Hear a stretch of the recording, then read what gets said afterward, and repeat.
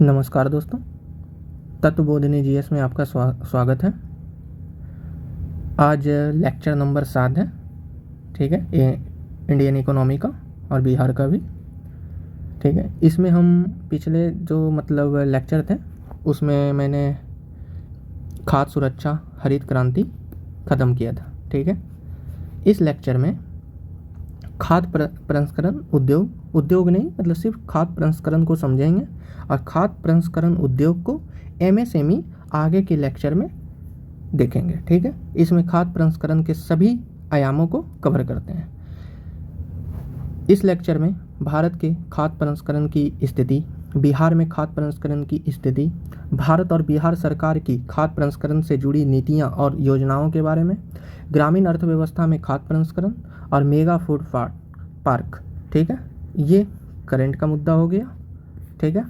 ये लगभग इसमें भी 5 टॉपिक ख़त्म करेंगे। इसके लगभग सभी आयाम को क्लियर किया गया। अब बाकी जो खाद्य प्रसंस्करण जो उद्योग है, इसको आगे उद्योग का चैप्टर एमएसएमई में देखेंगे, ठीक है। चलिए स्टार्ट करते हैं इसमें पहला टॉपिक आता है खाद्य प्रसंस्करण क्या है, ठीक है। सबसे पहले खाद्य प्रसंस्करण को समझते हैं। खाद्य प्रसंस्करण का अर्थ कच्चे खाद्य पदार्थों को एक ऐसे रूप में बदलना जिसे लंबे समय तक सुरक्षित रखा जा सके और उसे उपयोग के लिए तैयार किया जा सके। इसमें खाद्य पदार्थों को विभिन्न प्रक्रियाओं से गुजारा जाता है ताकि उनकी पौष्टिकता बनी रहे और उनकी शेल्फ लाइफ बढ़ सके। उदाहरण के लिए ढुलाई, छटाई, पकाना, पैकेजिंग और संरक्षित करने जैसी प्रक्रियाएं इनमें शामिल होती है। खाद्य प्रसंस्करण न केवल भोजन को सुरक्षित बनाता है बल्कि उसे और भी आकर्षक और स्वादिष्ट बनाने का कार्य करता है, ठीक है। अब देखते हैं खाद्य प्रसंस्करण के प्रकार।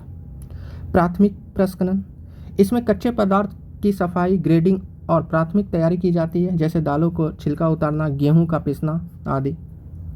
माध्यमिक प्रसंस्करण, इसमें कच्चे माल को उत्पादों में बदलने की प्रक्रिया होती है, जैसे आटे को बिस्किट में बदलना या दूध को दही और पनीर बनाना। तृतीयक प्रसंस्करण, इस चरण में पहले से तैयार उत्पादों और अधिक परिष्कृत रूप से तैयार किया जाता है, जैसे भोजन, ready to eat meal, snacks आदि। भारत में खाद्य प्रसंस्करण की स्थिति।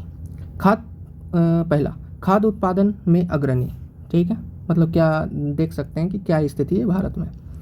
भारत एक कृषि प्रधान देश है और खाद्य उत्पादन में दुनिया के शीर्ष देशों में आता है। भारत चावल, गेहूं, दूध, सब्जी, फल, मछली और मांस के उत्पादन में अग्रणी है, लेकिन इस भारी उत्पादन के बावजूद खाद्य प्रसंस्करण उद्योग का हिस्सा अभी भी अपेक्षाकृत कम है। कई बार कच्चे माल को प्रसंस्करण के बिना भी बेचा जाता है, जिससे देश की आर्थिक संभावनाएं कम हो जाती है। दूसरा, प्रसंस्करण का निम्न स्तर। अन्य विकसित देशों की तुलना में भारत में खाद्य प्रसंस्करण का स्तर कम है।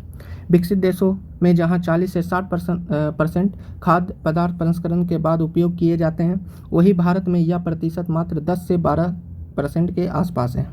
हालांकि पिछले कुछ वर्षों में सरकार और निजी क्षेत्र की भागीदारी ने इस क्षेत्र में सुधार देखने को मिला है। रोजगार और विकास। खाद्य प्रसंस्करण उद्योग भारत में रोजगार सृजन का एक महत्वपूर्ण स्रोत है, विशेष रूप से ग्रामीण क्षेत्रों में यह किसान और कृषि से जुड़े लोगों के लिए आय के नए स्रोत प्रदान करते हैं।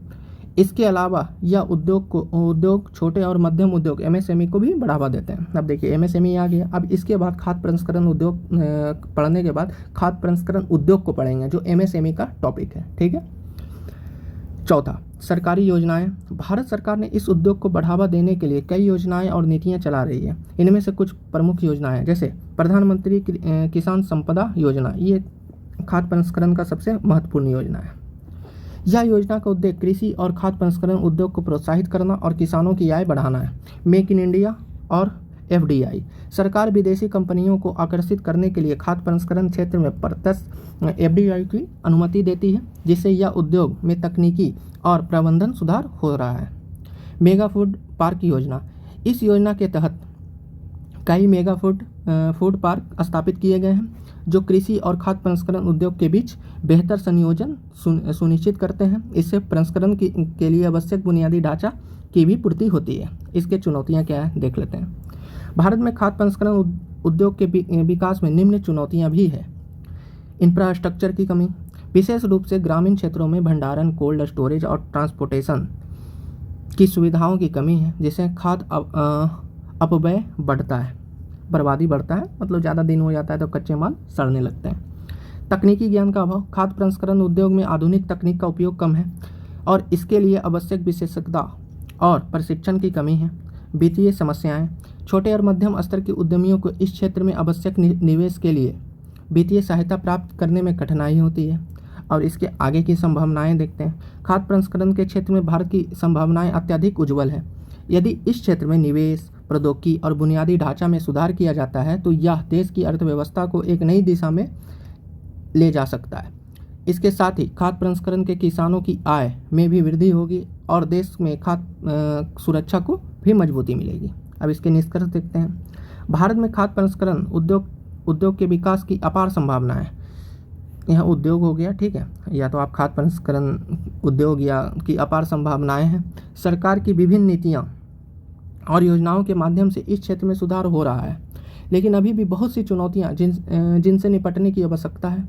यदि इन चुनौतियों पर काबू पाया जाता है तो खाद्य प्रसंस्करण भारत की आर्थिक वृद्धि में महत्वपूर्ण भूमिका निभा सकता है। ठीक है, भारत में खाद्य प्रसंस्करण क्या है, मतलब जो भी रहे, इसका जो पहला नंबर का टॉपिक था वो पूरा हो गया, खाद्य प्रसंस्करण का बेसिक। अब इसके बाद देखते हैं बिहार में खाद्य प्रसंस्करण की स्थिति। ठीक है, बिहार एक कृषि प्रधान राज्य है और यहाँ की अर्थव्यवस्था का बड़ा हिस्सा लगभग 76% कृषि और सहवर्ती क्षेत्र पर निर्भर करता है। भारत में खाद्य प्रसंस्करण की अपार संभावनाएं हैं क्योंकि यहाँ की कृषि उत्पादन उच्च स्तर पर है। प्रमुख रूप से चावल, गेहूं, मक्का, आलू, लीची, आम, केला, मखाना जैसे फसलों का बड़ा उत्पादन होता है। इसके बावजूद राज्य में खाद्य प्रसंस्करण उद्योग अभी भी अपनी पूरी क्षमता के साथ विकसित नहीं हो पाया है। खाद्य उत्पादन में अग्रणी, ठीक है, बिहार विभिन्न कृषि उत्पादों का प्रमुख उत्पादक है। चावल और गेहूं, राज्य में धान और गेहूं की खेती बड़े पैमानों पर होती है, लेकिन इसका प्रसंस्करण अधिकतर बाहरी राज्यों में होता है, जिससे बिहार के किसानों को कम मुनाफा मिलता है। फल और सब्जियां, लीची, आम, केला और सब्जियों का उत्पादन काफ़ी मात्रा में होता है। बिहार लीची उत्पादन में अग्रणी है, लेकिन लीची के प्रसंस्करण और निर्यात की सुविधाएं की कमी है। मखाना, बिहार में मिथिलांचल क्षेत्र में मखाना का उत्पादन विश्व प्रसिद्ध है, लेकिन इसके प्रसंस्करण के लिए उद्योगों की कमी है, जिससे स्थानीय बाजार तक सीमित रह जाता है। दूसरा, मतलब इस टॉपिक का दूसरा पार्ट है जो खाद्य प्रसंस्करण का वर्तमान स्तर बिहार में खाद्य प्रसंस्करण उद्योग अभी भी शुरुआती स्तर पर है। अधिकांश खाद्य प्रसंस्करण इकाइयां छोटे और मध्यम स्तर के उद्यम हैं। बड़ी प्रसंस्करण इकाइयों की कमी और तकनीकी एवं वित्तीय समस्याओं के कारण यह उद्योग पूरी तरीके से विकसित नहीं हो पाया है। बिहार में खाद्य प्रसंस्करण का स्तर कम होने के कारण बहुत सारे कृषि उत्पाद बर्बाद हो जाते हैं। फसलों का सही तरीके से प्रसंस्करण न होने से किसानों को उनकी फसलों का सही मूल्य नहीं मिल पाता, जिससे उनकी आय पर नकारात्मक प्रभाव पड़ता है। बिहार की अर्थव्यवस्था में खाद्य प्रसंस्करण का योगदान को देखते हैं। ठीक है, सबसे पहला तो रोजगार सृजन। खाद्य प्रसंस्करण उद्योग राज्य के ग्रामीण और शहरी दोनों क्षेत्रों में रोजगार सृजन का एक प्रमुख स्रोत बन सकता है। अगर इन क्षेत्रों में सुधार होता है तो इससे किसान, श्रमिक और छोटे उद्यमियों के लिए रोजगार के नए अवसर पैदा होंगे। दूसरा, किसानों की आय में वृद्धि। खाद्य प्रसंस्करण उद्योग से किसानों को उनके उत्पादों का बेहतर मूल्य मिलेगा, जिससे उनकी आय में वृद्धि होगी। प्रसंस्करण के माध्यम से फसलों को मूल्य वर्धन और अधिक मुनाफा कमाया जा सकता है। इससे किसानों की आर्थिक स्थिति में सुधार हो सकता है और ग्रामीण क्षेत्र में समृद्धि बढ़ सकती है। तीसरा, राज्य के राजस्व में योगदान। खाद्य प्रसंस्करण उद्योग बिहार के राजस्व में महत्वपूर्ण योगदान दे सकता है। प्रसंस्करण उद्योग से राज्य के भीतर उत्पादित वस्तुओं का मूल्य बढ़ता है और निर्यात भी बढ़ सकता है। इससे राज्य को टैक्स और अन्य आय के रूप में अतिरिक्त राजस्व प्राप्त होगा। विकासशील उद्योग। बिहार में खाद्य प्रसंस्करण उद्योग के विकास में से राज्य में औद्योगिक विकास की गति तेज हो सकती है। इसके लिए राज्य सरकार ने कई योजनाएं चलाई हैं, जैसे मेगा फूड पार्क योजना, जिसका उद्योग खाद्य प्रसंस्करण उद्योग के लिए बेहतर इंफ्रास्ट्रक्चर प्रदान करना है। इससे उद्योगपति और निवेशकों को बिहार में निवेश के लिए प्रोत्साहन मिलेगा। बिहार में खाद्य प्रसंस्करण की चुनौतियाँ। इंफ्रास्ट्रक्चर की कमी, बिहार में भंडारण, कोल्ड स्टोरेज और आधुनिक प्रसंस्करण इकाइयों की कमी है। इस वजह से कृषि उत्पादों का बहुत बड़ा हिस्सा प्रसंस्करण के अभाव में नष्ट हो जाता है। ठंडा भंडारण मतलब कोल्ड स्टोरेज की कमी होने के कारण फल और सब्जियां शीघ्र खराब हो जाती है और किसानों को भारी नुकसान होता है। दूसरा, तकनीकी ज्ञान और प्रशिक्षण का अभाव। खाद्य प्रसंस्करण के लिए जरूरी आधुनिक और तकनीकों और कुशल मानव संसाधनों की कमी है। किसानों और छोटे उद्यमियों को खाद्य प्रसंस्करण के बारे में पर्याप्त जानकारी और प्रशिक्षण नहीं मिल पाता, जिससे वे इस क्षेत्र में पूरा लाभ नहीं उठा पाते। नंबर 3, वित्तीय समस्याएं। छोटे और मध्यम उद्यमियों को खाद्य प्रसंस्करण उद्योग में प्रवेश करने के लिए वित्तीय मदद और ऋण प्राप्त करने में कठिनाई होती है। बैंक और वित्तीय संस्थान इस क्षेत्र में निवेश को जोखिमपूर्ण मानते हैं, जिससे उद्योग का विकास अवरुद्ध होता है। चौथा, मार्केटिंग और ब्रांडिंग की कमी। बिहार के उत्पादों को राष्ट्रीय और अंतर्राष्ट्रीय बाजार में उचित ब्रांडिंग और विपणन नहीं मिलता।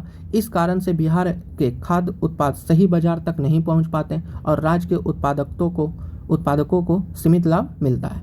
पाँचवां, केंद्र और राज्य सरकारों के समन्वय की कमी। हालांकि सरकार ने खाद्य प्रसंस्करण को बढ़ावा देने के लिए कई योजनाएं चलाई है, लेकिन केंद्र और राज्य स्तर पर इनके क्रियान्वयन में समन्वय की कमी है। इनसे नीतियों का लाभ जमीनी स्तर तक नहीं पहुंच पाता और उद्योग का विकास धीमा हो जाता है। अब निष्कर्ष देखते हैं। बिहार में खाद्य प्रसंस्करण उद्योग की अपार संभावनाएं हैं, लेकिन इसे पूरी तरीके से विकसित करने के लिए कई चुनौतियों का सामना करना पड़ रहा है। यदि इन चुनौतियों को दूर किया जाता है तो सरकार द्वारा कृषि और प्रसंस्करण उद्योग में निवेश को बढ़ावा दिया जाता है, तो यह राज्य की अर्थव्यवस्था के लिए महत्वपूर्ण साबित हो सकता है। किसानों की आय में वृद्धि, रोजगार के नए अवसर और राज्य के राजस्व में सुधार जैसे फायदों के साथ खाद्य प्रसंस्करण उद्योग बिहार के समग्र विकास में एक महत्वपूर्ण भूमिका निभा सकता है। ठीक है, अब ये दूसरा नंबर बिहार में खाद्य प्रसंस्करण की उद्योग स्थिति को ये देख चुके हैं। ठीक है, अब इस लेक्चर का तीसरा टॉपिक भारत और बिहार सरकार की खाद्य प्रसंस्करण से जुड़ी नीतियाँ को देखते हैं। ठीक है, नीतियाँ और योजनाएं। भारत और बिहार दोनों सरकारें खाद्य प्रसंस्करण उद्योग को प्रोत्साहित के लिए विभिन्न योजनाएं और नीतियों को लागू कर रही है। इनका उद्देश्य कृषि उत्पादों का अधिकतम उपयोग, किसानों की आय में वृद्धि, रोजगार के अवसरों का सृजन और खाद्य प्रसंस्करण उद्योग के विकास के लिए महत्वपूर्ण बुनियादी ढांचा को मजबूत करना है। पहला, भारत सरकार की नीतियां और योजनाएं। पहले भारत सरकार की देखते हैं, फिर बिहार सरकार की देखेंगे। प्रधानमंत्री किसान संपदा योजना। प्रधानमंत्री किसान संपदा योजना को 2017 में खाद्य प्रसंस्करण उद्योग के विकास के लिए लॉन्च किया गया था। इसका उद्देश्य किसानों की आय को बढ़ाना, कृषि उत्पादों को व्यर्थ होने से बचाना, आधुनिक खाद्य प्रसंस्करण सुविधाओं का विकास करना है। इस योजना के तहत निम्नलिखित कार्यक्रम शामिल हैं। पहला, मतलब मेगा फूड पार्क योजना। इसमें किसान खाद्य प्रसंस्करण इकाइयों और उपभोक्ताओं को एक मंच पर लाने का प्रयास किया जाता है। इसमें खाद्य प्रसंस्करण इकाइयों के लिए सभी आवश्यक सुविधाएं उपलब्ध कराई जाती है। कोल्ड चेन इंफ्रास्ट्रक्चर, किसानों को उनके उत्पादों के लिए भंडारण और ट्रांसपोर्टेशन की सुविधा प्रदान करने के लिए कोल्ड चेन का विकास किया गया है। फूड सेफ्टी और क्वालिटी इंश्योरेंस। ठीक है, इस योजना के तहत खाद्य उत्पादों की गुणवत्ता सुनिश्चित करने के लिए आधुनिक प्रयोगशाला का विकास किया गया है। मेक इन इंडिया पहल, जो पहला था ये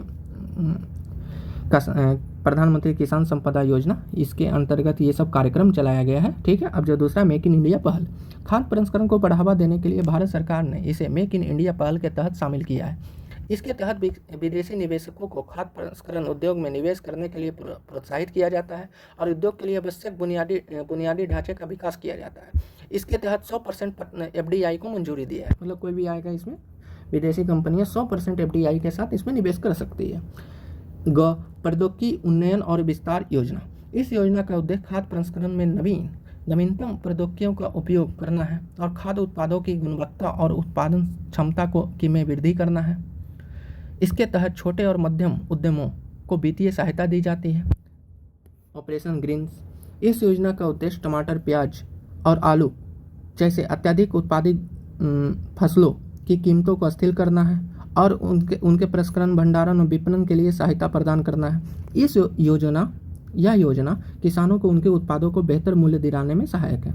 आजकल जो योजना ऑपरेशन ग्रीन्स है, ठीक है, इसमें टमाटर, प्याज और आलू पहले जो शामिल थे, अब इसको बढ़ा के लगभग 20 फसल को शामिल कर दिया गया। इसमें से एक मछली का प्रकार झींगा को भी शामिल किया गया। ये ध्यान रखिएगा, PPT के हिसाब से काफ़ी महत्वपूर्ण है। ठीक है, अब देखते हैं 5वां नंबर, national mission on food processing.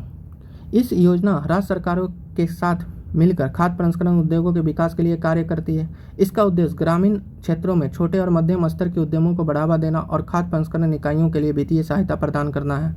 Bihar सरकार की नीतियाँ और योजनाएं।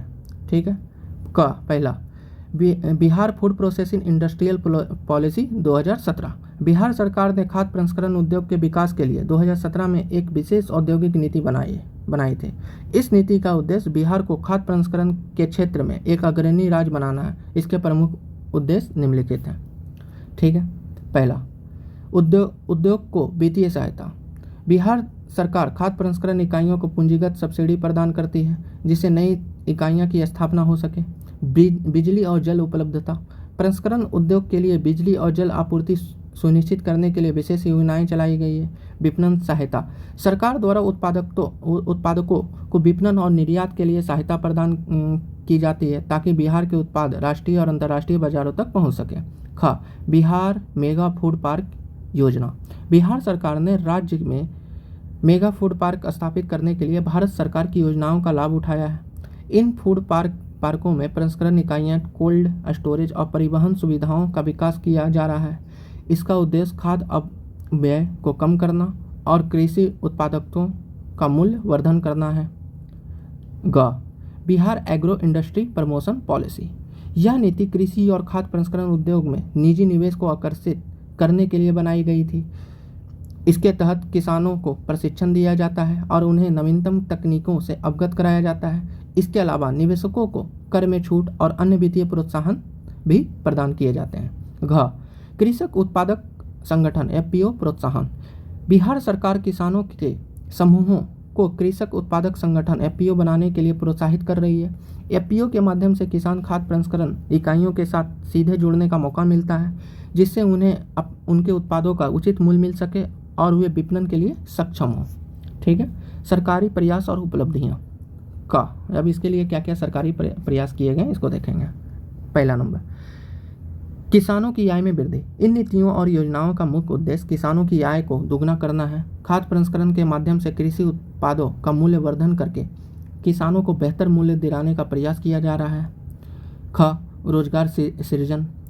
खाद्य प्रसंस्करण उद्योग में निवेश और नई इकाइयों की स्थापना से राज्य में बड़े पैमाने पर रोजगार के अवसर सृजित हो रहे हैं। इससे ग्रामीण और शहरी दोनों क्षेत्रों में रोजगार का विस्तार हो रहा है। ग, उद्योग के लिए बेहतर बुनियादी ढांचा। बिहार में खाद्य प्रसंस्करण उद्योग के विकास के लिए आधुनिक इंफ्रास्ट्रक्चर का निर्माण किया जा रहा है। सरकार की नीतियों के तहत कोल्ड स्टोरेज, ट्रांसपोर्टेशन और प्रसंस्करण इकाइयों के लिए आधुनिक सुविधाएं उपलब्ध कराई जा रही है। अब इसके निष्कर्ष देखते हैं। भारत और बिहार सरकार के द्वारा खाद्य प्रसंस्करण उद्योगों के विकास के लिए कई प्रभावी नीतियां और योजनाएं लागू की गई है। इन योजनाओं का उद्देश्य न केवल किसानों की आय को बढ़ाना है बल्कि खाद्य प्रसंस्करण उद्योगों को एक महत्वपूर्ण आर्थिक क्षेत्र के रूप में विकसित करना भी है। हालांकि इन क्षेत्र में अभी भी चुनौतियां हैं, लेकिन सरकारी प्रयास के चलते खाद्य प्रसंस्करण उद्योग के विकास की दिशा में सकारात्मक बदलाव देखे जा रहे हैं। ये टॉपिक यहीं समाप्त होते हैं। अब इसके बाद ग्रामीण अर्थव्यवस्था में खाद्य प्रसंस्करण, मतलब ग्रामीण अर्थव्यवस्था को खाद्य प्रसंस्करण किस तरह प्रभावित करता है, इस टॉपिक में चौथा में ये देखेंगे। ठीक है, इसको देखिए। ग्रामीण अर्थव्यवस्था में खाद्य प्रसंस्करण फूड प्रोसेसिंग का योगदान अत्यधिक महत्वपूर्ण है क्योंकि यह कृषि उत्पादों की मूल्य वृद्धि के साथ साथ रोजगार के अवसर और ग्रामीण विकास को बढ़ावा देता है। खाद्य प्रसंस्करण उद्योग कृषि उत्पादों को विभिन्न चरणों में परिवर्तित करने, संरक्षित करने और उनकी गुणवत्ता को बढ़ाने का काम करता है। यह क्षेत्र ग्रामीण अर्थव्यवस्था को सशक्त बनाने, किसानों की आय बढ़ाने और कृषि क्षेत्र में समग्र सुधार करने में महत्वपूर्ण भूमिका निभाता है। इसमें खाद्य प्रसंस्करण और ग्रामीण अर्थव्यवस्था में योगदान। ठीक है, पहला देखते हैं इसमें जो आयाम है। कृषि उत्पादों की मूल्य वृद्धि। खाद्य प्रसंस्करण के माध्यम से कच्चे कृषि उत्पादों को उच्च मूल्य वाले उत्पादों में बदला जाता है, जैसे फल से जूस, सब्जी से अचार, दूध से पनीर या दही आदि। यह प्रक्रिया उत्पाद का मूल्य बढ़ाती है और किसानों को उनकी फसल फसलों को बेहतर दाम दिलाती है। उदाहरण के लिए टमाटर से सॉस या पेस्ट बनाने से इसका बाजार मूल्य बढ़ता है, जिससे किसानों को अधिक आय मिलती है। रोजगार के अवसर। खाद्य प्रसंस्करण ग्रामीण क्षेत्रों में बड़ी संख्या में रोजगार के अवसर प्रदान करता है। प्रसंस्करण उद्योग में पैकेजिंग, भंडारण, परिवहन और विपणन जैसे कार्यों के लिए लोगों की आवश्यकता होती है। छोटे पैमाने पर खाद्य प्रसंस्करण उद्योग जैसे पापड़, अचार, मसाले, दालें, दूध प्रसंस्करण आदि गांवों में महिलाएं और अन्य स्थानीय लोगों को रोजगार प्रदान करते हैं। तीसरा, कृषि उपज में नुकसान को कम करना। भारत में खराब भंडारण और प्रसंस्करण के अभाव में बड़ी मात्रा में कृषि उत्पाद बर्बाद हो जाते हैं। खाद्य प्रसंस्करण उद्योग इन कृषि उत्पादों को संरक्षित करने में मदद करता है, जिससे फसलों का नुकसान कम होता है और किसानों को नुकसान नहीं उठाना पड़ता। प्रसंस्करण से फसल की शेल्फ लाइफ बढ़ती है, जिससे किसानों को बेहतर दाम मिलने की संभावना बढ़ती है। ठीक है। चौथा, ग्रामीण औद्योगिकीकरण। खाद्य प्रसंस्करण उद्योग ग्रामीण क्षेत्रों में उद्योग के विकास को प्रोत्साहित करता है। ग्रामीण क्षेत्रों में खाद्य प्रसंस्करण इकाइयों की स्थापना से औद्योगिक विकास होता है और स्थानीय स्तर पर आर्थिक गतिविधियां में वृद्धि होती है। यह ग्रामीण क्षेत्रों से शहरी क्षेत्रों की ओर होने वाले पलायन को भी कम करता है, क्योंकि स्थानीय लोगों को गांवों में ही रोजगार के अवसर मिल जाते हैं। पांचवा, किसानों की आय में वृद्धि। प्रसंस्करण के माध्यम से कृषि उत्पादों का मूल्य बढ़ने से किसानों की आय में वृद्धि होती है। सरकार की विभिन्न योजनाएं जैसे प्रधानमंत्री किसान संपदा योजना, फार्म टू फॉर्क मॉडल किसानों को खाद्य प्रसंस्करण में सहायता करती है। खाद्य प्रसंस्करण सहकारी संस्थान जैसे अमूल ने किसानों को बेहतर बाजार पहुंच प्रदान की है और उनकी आय में सुधार किया है। मूल्य श्रृंखला में सुधार। खाद्य प्रसंस्करण उद्योग किसानों को एक संगठित मूल्य श्रृंखला से जोड़ता है, जिसमें उत्पादन, भंडारण, परिवहन, प्रसंस्करण और वितरण सभी चरणों का समन्वय होता है। इससे कृषि उत्पादों की बर्बादी कम होती है और किसानों को उनके उत्पाद का उचित मूल्य मिल पाता है। सातवां, पोषण और खाद्य सुरक्षा।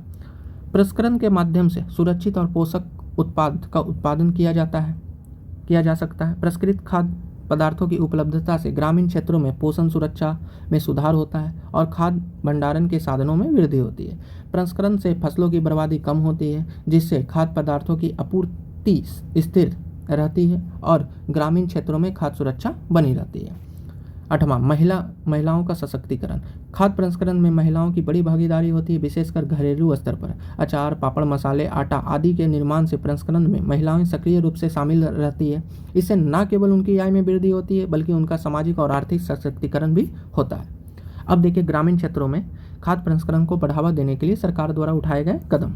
सबसे पहले तो फिर से वही आ जाएगा, प्रधानमंत्री किसान संपदा योजना। ठीक है, इसके बारे में तो वही रह गया कि किसानों को प्रशिक्षण देना, प्रसंस्करण इकाइयों की स्थापना, बुनियादी ढांचे का विकास करना है। एकीकृत शीत श्रृंखला योजना, मतलब सरकार ने कृषि उत्पादों के लिए शीत भंडारण मतलब कोल्ड स्टोरेज सुविधाओं और परिवहन नेटवर्क का विकास करने के लिए यह योजना शुरू की है, ताकि फसल की बर्बादी कम हो और किसानों को अधिक लाभ मिल सके। कृषि उपज विपणन समिति एपीएमसी में सुधार। सरकार ने एपीएमसी अधिनियम में सुधार करके किसानों को सीधे प्रसंस्करण इकाइयां, व्यापारियों और उद्योगों को जोड़ने की व्यवस्था की है, ताकि किसानों को उनके उत्पाद का उचित मूल्य मिल सके। खाद्य प्रसंस्करण उद्योग मंत्रालय, एक मंत्रालय भी इसके लिए गठित किया गया है। अब इसमें ये बताएंगे कि नए जो मंत्रिमंडल का गठन किया गया है, इसमें खाद्य एवं खाद्य प्रसंस्करण मंत्रालय का मंत्री कौन है। ठीक है, भारत सरकार ने खाद्य प्रसंस्करण उद्योग के विकास के लिए अलग से एक मंत्रालय गठन किया है, जो इस क्षेत्र में सुधार और विकास के लिए विभिन्न योजनाओं को लागू करता है। ठीक है, अब इसके निष्कर्ष देखते हैं। खाद्य प्रसंस्करण ग्रामीण अर्थव्यवस्था का एक महत्वपूर्ण हिस्सा है, जो न केवल कृषि उत्पादों की मूल्य वृद्धि में सहायक है, बल्कि रोजगार, आय और ग्रामीण क्षेत्रों में औद्योगिक विकास में भी योगदान देता है। यह किसानों की आर्थिक स्थिति सुधारने और कृषि उत्पादों की बर्बादी को कम करने में सहायक सिद्ध हो रहा है। इस क्षेत्र में और अधिक निवेश और समर्थन से ग्रामीण भारत के विकास और समृद्धि में अभूतपूर्व योगदान दिया जा सकता है। चलिए, ठीक है, ये जो टॉपिक था खत्म होता है। ठीक है, इसके बाद जो इसका जो 5वां टॉपिक है, जो करंट से जुड़ता है, मेगा फूड पार्क। ठीक है, ये करंट का है। इसका ज़्यादा चांस है कि ये शॉर्ट आंसर क्वेश्चन में आ सकते हैं, लेकिन इसके भी सभी आयामों को इस लेक्चर में कवर किया गया है। ठीक है, मेगा फूड पार्क एक ऐसी योजना है जो भारत सरकार के द्वारा खाद्य प्रसंस्करण उद्योग को प्रोत्साहित करने और कृषि उपज की मूल्य वृद्धि के लिए शुरू की गई है। इसका उद्देश्य किसानों, प्रसंस्करणकर्ताओं और खुदरा विक्रेताओं को एक साथ लाकर कृषि आधारित उद्योगों के विकास को बढ़ावा देना है। यह योजना किसानों की आय बढ़ाने, रोजगार सृजन और खाद्य अपव्यय को कम करने की दिशा में एक महत्वपूर्ण कदम है। ठीक है, अब देखिए मेगा फूड पार्क की परिभाषा।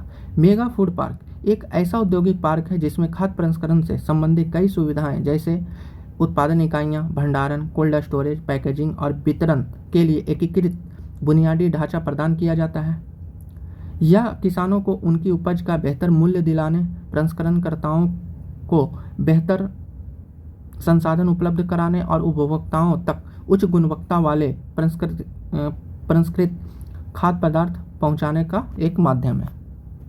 ठीक है, अब मेगा फूड पार्क योजना का उद्देश्य कृषि उपज की मूल्य वृद्धि, किसानों की उपज को प्रसंस्करण कर उच्च मूल्य वर्धित उत्पादों में बदलने का अवसर प्रदान करना। दूसरा, कृषि उत्पादों की बर्बादी को कम करना। मेगा फूड पार्क में आधुनिक भंडारण और कोल्ड चेन सुविधाओं की उपलब्धता से कृषि उत्पादों की बर्बादी कम करना है। रोजगार से सृजन, ग्रामीण क्षेत्रों में खाद्य प्रसंस्करण इकाइयों के निर्माण से स्थानीय लोगों को रोजगार के नए अवसर प्रदान करना। किसानों की आय बढ़ाना, किसान सीधे मेगा फूड पार्क से जुड़कर अपनी फसलों को बेहतर मूल्य प्राप्त कर सकते हैं, इससे उनकी आय में वृद्धि होती है। स्थानीय विकास, मेगा फूड पार्क से आसपास ग्रामीण क्षेत्रों में आर्थिक विकास होता है, जिससे गांवों की सामाजिक और आर्थिक स्थिति में सुधार होता है। मेगा फूड पार्क की संरचना।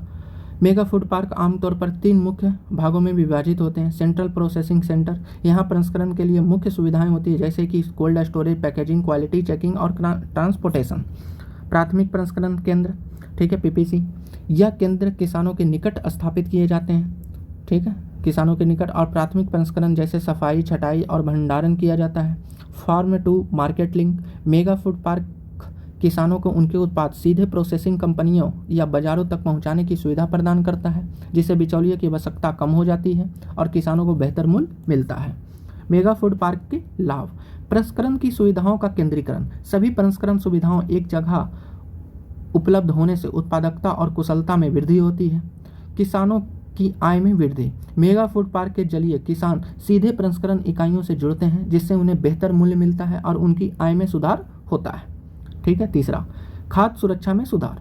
प्रसंस्करण और भंडारण के आधुनिक तरीकों से खाद्य उत्पादों की गुणवत्ता बनी रहती है, जिससे खाद्य सुरक्षा सुनिश्चित होती है, निर्यात को बढ़ावा मिलता है, सुनिश्चित होती है। अब चौथा, निर्यात को बढ़ावा। ठीक है, इससे जो फायदा होता है उसके बारे में देख रहे हैं। मेगा फूड पार्क के माध्यम से उच्च गुणवत्ता वाले प्रसंस्कृत खाद्य उत्पादों का उत्पादन किया जाता है, जो अंतर्राष्ट्रीय बाजारों में निर्यात के लिए उपयुक्त होते हैं। इससे विदेशी मुद्रा अर्जित होती है और देश की अर्थव्यवस्था को लाभ होता है। पाँचवां, रोजगार के अवसर। मेगा फूड पार्क से प्रसंस्करण, पैकेजिंग, परिवहन, भंडारण और अन्य सहायक सेवाओं में बड़े पैमाने पर रोजगार उत्पन्न होता है। यह ग्रामीण क्षेत्रों में आर्थिक समृद्धि लाने का एक बड़ा स्रोत है। छठा, कृषि उत्पादों और बर्बादी कम करना, उत्पादों की बर्बादी कम करना। भंडारण और प्रसंस्करण सुविधाओं के अभाव में भारत में बहुत से कृषि उत्पाद बर्बाद हो जाते हैं। मेगा फूड पार्क में उपलब्ध आधुनिक सुविधाओं के जरिए कृषि उत्पादों की बर्बादी कम किया जा सकता है। अब इसके मेगा फूड पार्क के प्रमुख घटक को देखते हैं। सबसे पहला, प्रसंस्करण इकाइयाँ। फल और सब्जी, दूध, मांस और अन्य कृषि उत्पादों के प्रसंस्करण के लिए अत्याधुनिक मशीनरी और तकनीकी का उपयोग। दूसरा, भंडारण सुविधाएं। किसानों को उत्पाद को खराब होने से बचाने के लिए कोल्ड स्टोरेज और गोदाम की सुविधाएं। नंबर 3, पैकेजिंग और वितरण। उत्पादों की पैकेजिंग, लेबलिंग और वितरण की सुविधाएं ताकि उत्पाद उच्च गुणवत्ता में बाजार तक पहुंच सके। चौथा, सहायता सेवाएं। किसानों और प्रसंस्करण उद्योगों को प्रशिक्षण, तकनीकी सहायता और वित्तीय समर्थन की सुविधा। पर अब देखिए मेगा फूड पार्क योजना की चुनौतियों को देखते हैं। बुनियादी ढांचा की कमी। ग्रामीण क्षेत्रों में सड़कों, बिजली और जल की अपर्याप्तता के कारण कई मेगा फूड पार्क सफलतापूर्वक क्रियान्वित नहीं हो पाते हैं। ठीक है, चुनौतियां हैं इसके। बुनियादी ढांचा की कमी है। ठीक है, किसानों की सहभागिता। कई बार किसानें इस योजना के बारे में पर्याप्त जानकारी नहीं होती, जिससे उनकी सहभागिता में कमी आती है। तीसरा, लॉजिस्टिक और परिवहन की समस्याएं। ग्रामीण क्षेत्रों में प्रसंस्करण इकाइयों तक कृषि उत्पादों को पहुंचाना एक बड़ी चुनौती हो सकती है, खासकर खराब सड़कें और ट्रांसपोर्ट सुविधाएं की कमी के कारण। चौथा, वित्तीय और तकनीकी चुनौतियां। छोटे और सीमांत किसानों के लिए आधुनिक प्रसंस्करण तकनीकों का उपयोग और इससे निवेश करना कठिन होता है। ठीक है, अब इसके निष्कर्ष देखते हैं। मेगा फूड पार्क योजना भारत की ग्रामीण अर्थव्यवस्था और खाद्य प्रसंस्करण उद्योग के विकास में एक महत्वपूर्ण कदम है। इससे न केवल किसानों की आय में वृद्धि होती है बल्कि रोजगार के अवसर, कृषि उत्पादों की गुणवत्ता और खाद्य सुरक्षा में भी सुधार होता है। हालांकि इस योजना का सफलतापूर्वक क्रियान्वयन के लिए बुनियादी ढांचा, वित्तीय सहायता और किसानों को जागरूक करने के प्रयासों की आवश्यकता है। ठीक है, आज का ये जो लेक्चर नंबर 6 था ये ख़त्म होता है। ठीक है, अब इसके आगे 7 में, मतलब लेक्चर 7 में हम MSME देखेंगे। ठीक है, क्या स्थिति है, इसके सभी आयामों को कवर करेंगे। ठीक है, और MSME के बाद फिर बड़े उद्योग देखेंगे, फिर इसी क्रम में अर्थव्यवस्था का ये जो सेशन है, ठीक है, ये चलते रहेंगे। ठीक है, आपका बहुत बहुत धन्यवाद। आपका दिन शुभ हो।